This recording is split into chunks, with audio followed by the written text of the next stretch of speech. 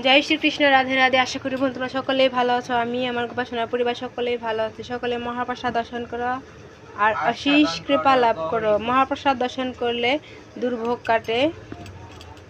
মহাপ্রসাদ হচ্ছে সয়াবিনের তরকারি, লাউ ভাজি, আলু ভাজি, গাজর ভাজি, বেগুন ভাজি। সকলে মহাপ্রসাদ দর্শন করুন আর আশিস কৃপা লাভ করুন।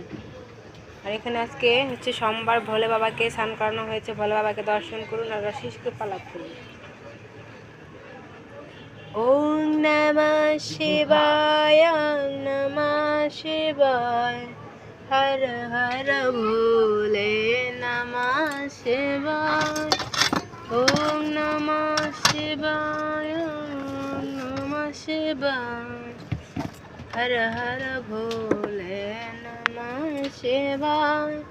রামেশ্বরায় শিব রামেশ্বরায়, হর হর ভোলে নমঃ শিবায়, হর হর ভোলে নমঃ শিবায়। সকালে সিংহার দর্শন করুন আজকে। এখন তো প্রচুর গরম, তাই ভগবানকে বেশি কিছু পরানো হয়নি, শুধু সাধারণ প্যান্ট পরানো হয়েছে। দর্শন করুন ভগবানকে।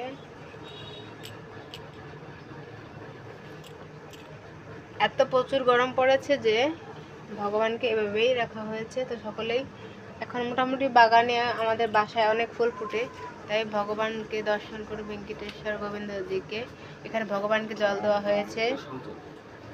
হরে কৃষ্ণ, রাধে রাধে। রাধে রাধে বলো রে,